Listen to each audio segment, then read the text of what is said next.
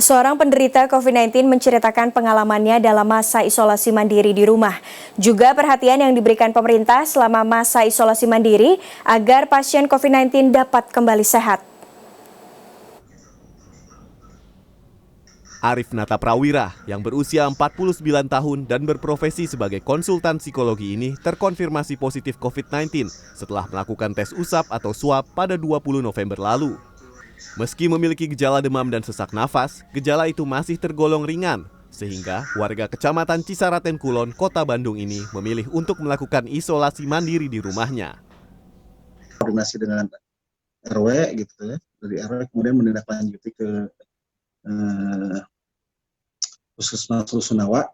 Alhamdulillah itu sangat responsif, jadi begitu tahu kemudian dijadwalkan langsung untuk keluarga melakukan swab test gitu. Jadi orang rumah dan kontak yang pernah dekat lah, jadi tracingnya bagus.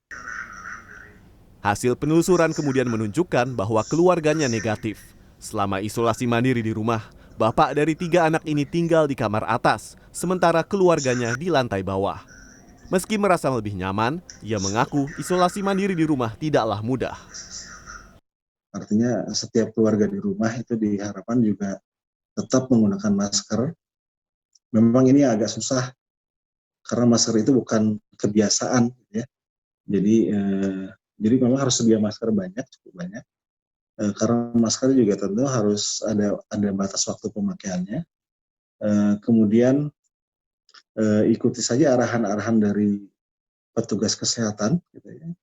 Kalau perlu jangan ragu-ragu kita untuk telepon, untuk tanya. Memang mungkin tidak akan dijawab dengan segera, karena tentu mereka juga punya aktivitas yang harus didahulukan.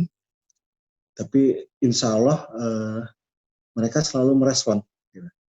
Jadi kalau ada sesuatu yang ditanyakan dan segala macam, itu dan kemudian konsultasikan tentu dengan keluarga, siap nggak sih sebetulnya. Gitu. Karena kalau keluarganya tidak siap,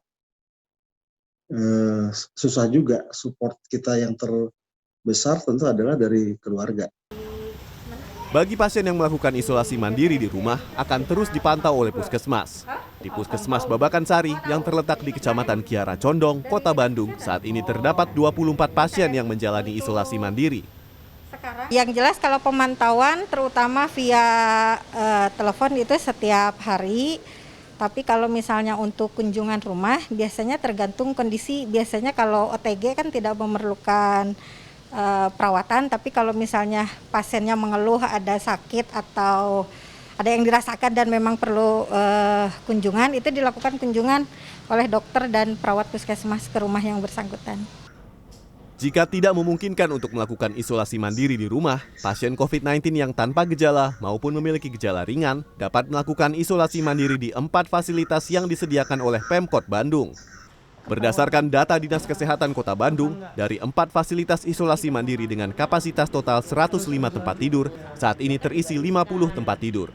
Sementara pasien COVID-19 yang melakukan isolasi mandiri di rumah berjumlah 167 pasien. Kalau kasus yang keseluruhan sampai dengan tanggal 6 ya kemarin itu ada sekitar 768